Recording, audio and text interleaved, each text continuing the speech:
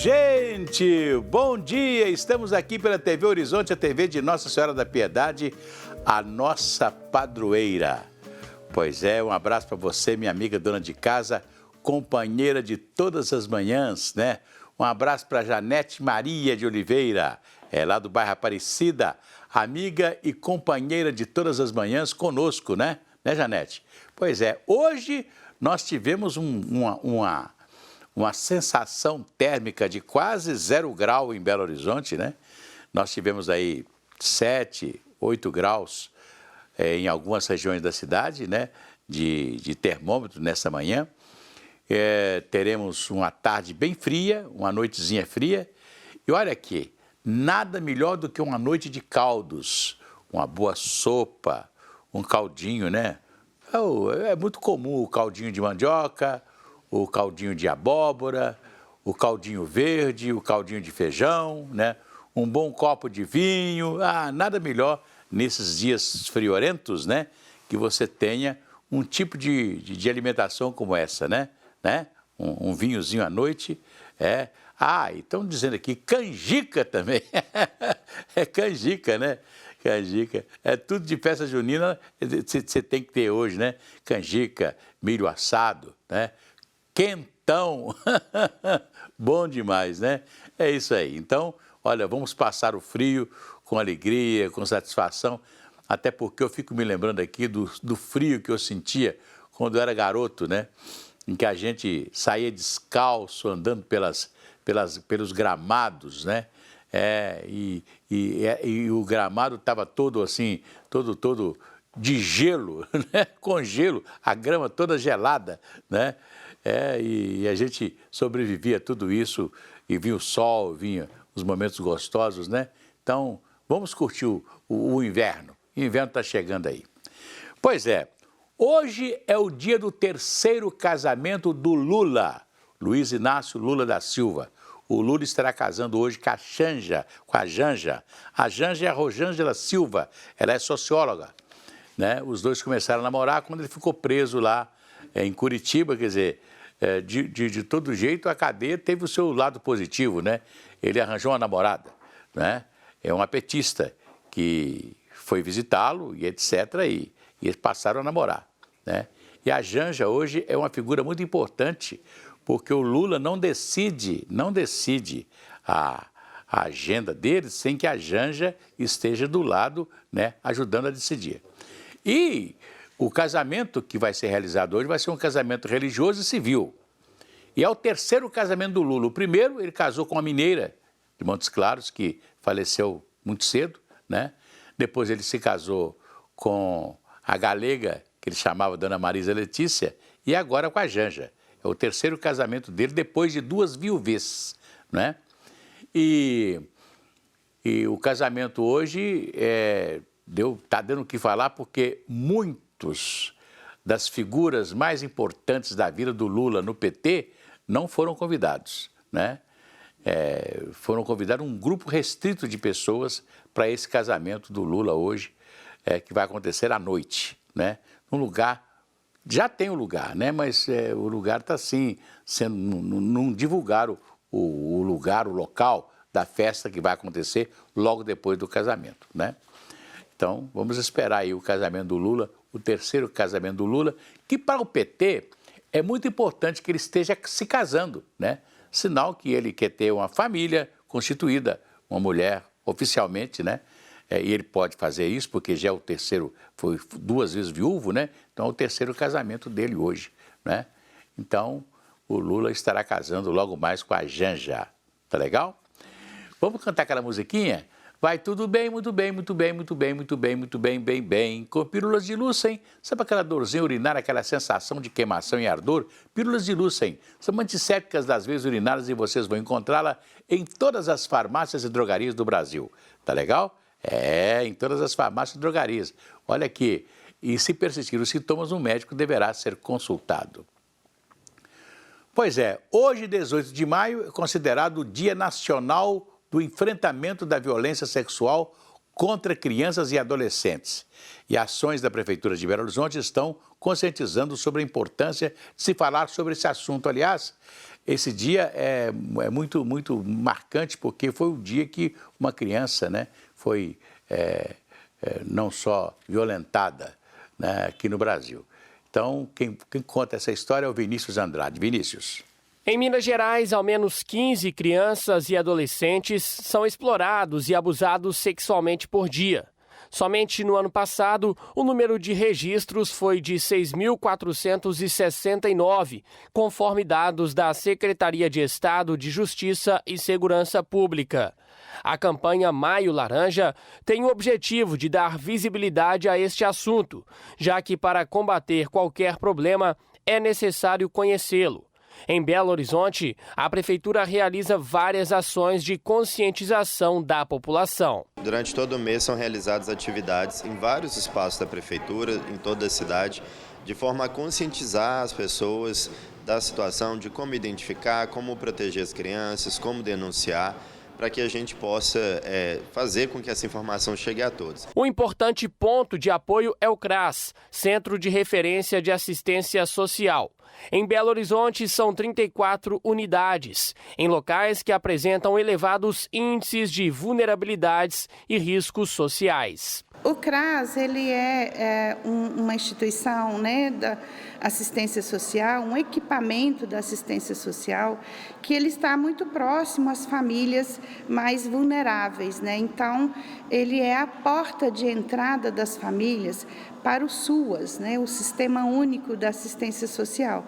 Então, aqui as famílias elas são acolhidas, orientadas, né, e atendidas e encaminhadas para outras instâncias, se for necessário. A maioria dos casos de violência sexual contra crianças e adolescentes acontece na residência da vítima. Nos registros em que há informações sobre a autoria dos crimes no Brasil, 86% dos autores eram conhecidos, segundo dados do Unicef e do Fórum Brasileiro de Segurança Pública, no período entre 2017 e 2020. Infelizmente é uma questão que acontece, pode acontecer com todo mundo, não é de um estrato social, não é de um grupo específico, pode acontecer na casa de qualquer um de nós e que é importante então que a gente sempre perceba e acompanhe esse desenvolvimento da criança e possa criar um ambiente seguro, um ambiente em que ela se sinta segura para poder conversar, falar, contar o que está acontecendo, porque não é incomum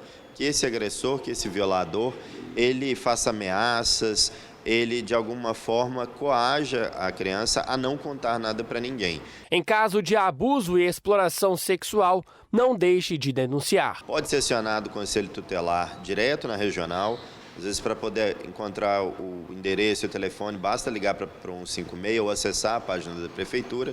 E também é muito importante a gente dizer do Disque 100, que é um Disque Nacional de Defesa de Direitos Humanos e que faz com que essa denúncia chegue nos órgãos responsáveis em todo o Brasil. Pois é, eu vou falar uma coisa aqui que as pessoas não gostam muito de ouvir, não, né?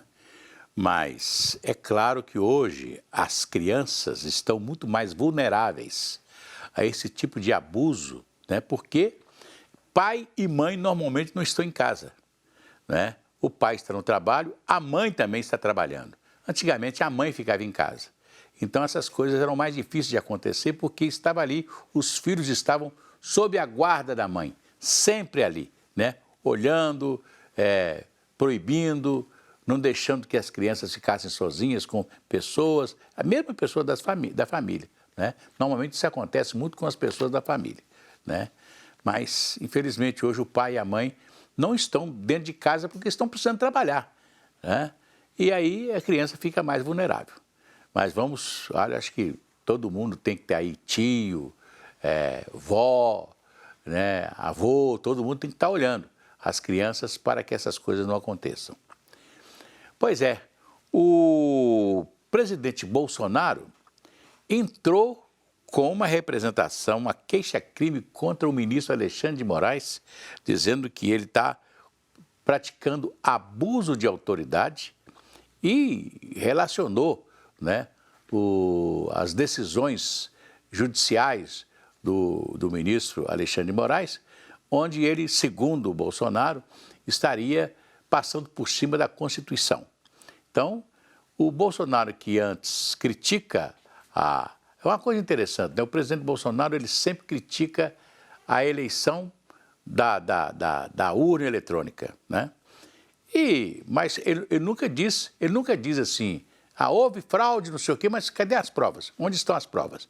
E agora o presidente do TSE, do Tribunal Superior Eleitoral, o ministro Fachin, ele está convidando observadores internacionais de todo o mundo para estarem aqui nas próximas eleições, para acompanharem as eleições do Brasil, né?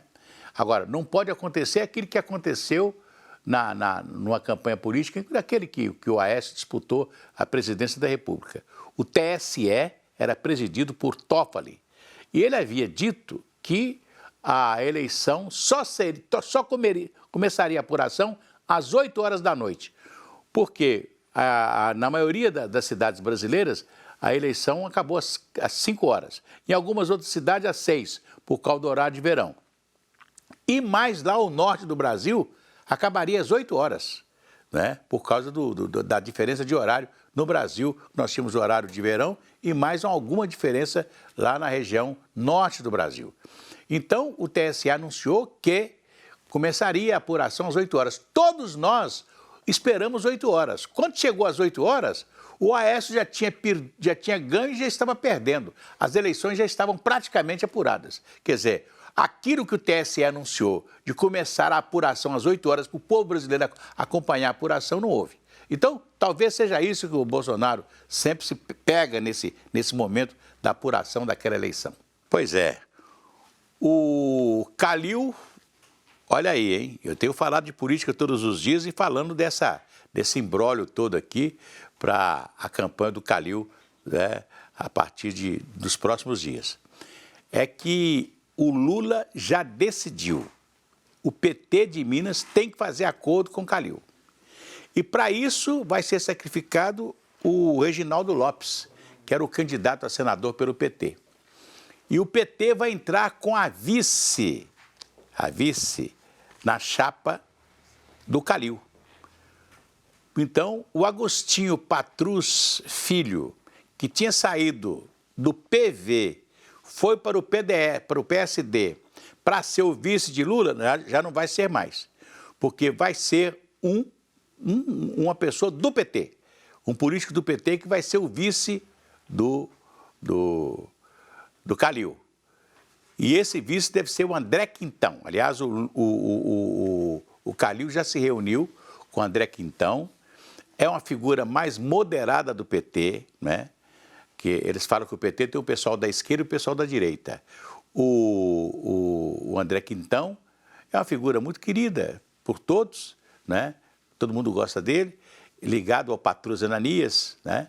Então ele deve ser o vice de Alexandre Calil. É um vice do PT. O senador da chapa vai ser mesmo o Alexandre da Silveira. Agora, a gente sabe que o PSD vai ficar partido em Minas Gerais. Partido já é partido mesmo, né? Vai ficar fissurado em Minas Gerais, por quê? Porque tem alguns próceres do PSD que não aceitam apoiar o Lula. Então, eles devem apoiar, não vão apoiar o Calil, porque eles não querem apoiar o Lula, e vão apoiar, então, o governador Romeu Zema, né? E é bem provável que depois do Lula, né, oficialmente, estar na campanha de Calil e Calil na campanha de Lula, é bem provável que o governador Romeu Zema, né, ganhe o apoio do Bolsonaro. Então, aí não vai ter outra alternativa para o governador de Minas Gerais, que está falando que vai ficar com o candidato do partido novo, do partido dele e tal, etc. Aqui no Brasil, partido político e fidelidade partidária não existe. Tem até uma música do Wilson Moreira Ney Lopes que fala fidelidade partidária. Minha avó me perguntou o que era fidelidade partidária e para explicar é muito difícil. Né? Então, fidelidade partidária nesse momento aí não existe, né? Então, cada um com os seus interesses. Aliás, uma coisa interessante, né? Nós temos muita coisa para resolver no Congresso Nacional. Por exemplo, a reforma tributária. Está lá, todo mundo fala em reforma tributária. Porque precisamos fazer uma reforma tributária, melhorar e tal, o sistema de arrecadação de impostos, não sei o quê. Mas nunca é votado, nunca é resolvido. Agora, vocês viram que o problema do dinheiro para a eleição, o fundo partidário foi resolvido rapidamente. Fundo partidário, na hora de aumentar salário, isso aí é resolvido sem problema nenhum. Agora, os interesses do povo mesmo, né, que é uma reforma tributária, uma boa reforma tributária, aí você não tem. Tá aí, nós estamos aí esperando essa reforma tributária há muitos anos. Se a criança acordou, dorme, dorme, menina, tudo calmo ficou, mamãe tem. Auricedina, analgésico e antisséptico de uso local para adultos e crianças. Todo mundo sabe, dor de ouvido, auricedina. Se persistirem os sintomas, o médico deverá ser consultado. Pois é, livro lançado pelo psicólogo René Dentes trata da dimensão de vulnerabilidade intimamente ligada à busca pelo bem comum, que apresenta lutas e superações fundamentais ao ser humano. Quem nos fala sobre isso é o Vinícius Andrade. Vinícius. Já está disponível nas lojas físicas e virtuais o novo livro do filósofo e psicanalista René Dentes, lançado pela editora Ideias e Letras, com prefácio do bispo auxiliar da Arquidiocese de Belo Horizonte, Dom Vicente Ferreira. Geralmente, a palavra vulnerabilidade está associada à fraqueza, mas no livro ela ganha outro sentido. Estar vulnerável significa uma condição humana que indica a nossa incompletude, né? A psicanálise costuma dizer que o desejo humano, ele pressupõe uma falta, né? Nós somos seres de falta, e por isso nós desejamos, e por isso nós estamos no mundo. Ligados ao mundo, relacionados ao mundo. Então, essa vulnerabilidade, ela mostra, em última instância, a nossa singularidade. O autor entende que a vulnerabilidade não deve ser reprimida. Ela pode ser um caminho para entender melhor a singularidade de cada pessoa. Ela deve ser entendida, compreendida. Quer dizer, não combatida no primeiro momento, mas ao escutá-la, né, os nossos não ditos, nossas condições inconscientes, né, aí sim você conseguir elaborá-las. E ao elaborá-las, ficar de pé no mundo novamente. A obra é dividida em 4 capítulos e, apesar da profundidade do tema, tem uma linguagem bem acessível. Pessoas podem ler perfeitamente de várias áreas, né? Aliás, o livro tem tido uma demanda assim, de pessoas de várias áreas do direito, da psicologia, mas não só, também pessoas da área de gestão, ligadas a aspectos da religião e religiões. Então, nesse sentido, é um livro que, até por ser da observação clínica, é um livro que está muito ligado ao real. Não é algo assim tão abstrato e que está num campo tão metafísico, não. A observação clínica, ela diz de um real. Pois é, vamos prestigiar aí, né? Olha aqui, o PSDB deve se reunir hoje a nível nacional e vai haver uma pressão muito grande ao ex-governador de São Paulo, João Dória, para que ele desista de ser candidato do partido à presidência. Política tem umas coisas interessantes, né? O PSDB fez uma prévia para escolher o candidato. 2 candidatos, eram 3, mas aí um saiu fora, eram 4. 2 saíram fora. Ficaram os 2, Dória e o governador do Rio Grande do Sul, Eduardo Leite. Aí ganhou Dória. Na hora da apuração, em que saiu a vitória do Dória, todo mundo se confraternizou, vamos sair para a vitória. O Eduardo Leite disse, conta comigo e tal. Logo, o Eduardo Leite demonstrou que ficou magoado com a campanha das prévias e disse que sairia do partido e ia ser candidato pelo PSD. Lembram que o PSD tentou o presidente do Congresso, que é do PSD, o Rodrigo Pacheco, que não quis mais ser candidato, seria o candidato do PSD, não quis mais ser candidato. Então, vamos buscar o ex-governador do Rio Grande do Sul para ser candidato do PSD. Ele teria tempo ainda de transferir-se para o PSD para ser o candidato do partido à presidência da República. Depois do Carnaval também, uma foto do ex-governador do Rio Grande do Sul lá no Carnaval, parece que não se deu bem, todo mundo esqueceu o governador do Rio Grande do Sul, ninguém fala mais nele, né? Mas agora o PSDB, o MDB e também um outro partido que é a Cidadania, eles estão agora tentando lançar um candidato, e esse candidato seria a senadora Simone Tebet, que é do MDB e que tem hoje 1% da preferência nas prévias, nessas prévias eleitorais que se fazem aí, nessas pesquisas eleitorais, né, que se fazem aí. Ela tem 1%, mas ninguém pode dizer que 1% ela não vai ter amanhã uma avalanche de votos, né? Depois que começar a campanha, ela estiver falando com os eleitores, né? Tem o Ciro Gomes também, que está com 7, 8% nas últimas pesquisas realizadas no Brasil, que também pode se dar muito bem na campanha eleitoral, né? Então, a gente ainda não sabe o que vai acontecer no PSDB. Se o Dória vai verdadeiramente desistir, ele queria desistir, queria continuar no governo de São Paulo. Aí o vice dele, que já tinha se preparado, saiu do MDB para ir para o PSDB, para ser o governador, esse governador tampão, né? Aí todo mundo gritou, não, tá, aí o Dória teve que deixar o governo. Ele não queria mais, não. Ele não queria ser candidato à presidência mais, não. Ele queria ficar no governo de São Paulo. Concluiu o seu mandato lá como governador de São Paulo. Mas não pôde, porque ele tinha compromisso, fez compromisso com o seu vice. E o vice teve que assumir. E agora? E agora o Dória pode ser aí um candidato a deputado federal, né? Ele pode desistir e ser um candidato a deputado federal para São Paulo. Teria uma eleição mais ou menos garantida para ficar na mídia, para continuar, né, no Congresso Nacional e etc. Ninguém sabe o que vai acontecer. É aquilo que eu falei com vocês, né? Quando os prazos vão se afunilando, né, se afunila também as candidaturas. Elas vão se afunilar. E a pressão do PSDB é que o PSDB apoie até o Bolsonaro, apoie o Lula, ou apoie a própria candidata que vai sair desse acordo entre PSDB, MDB e Cidadania. Mas será que vai valer a pena? Será que eles vão... Aí vai a chamada que eu falei, que aquela palavra fidelidade partidária vai valer? Sei lá. Amanhã tem mais. Um abraço.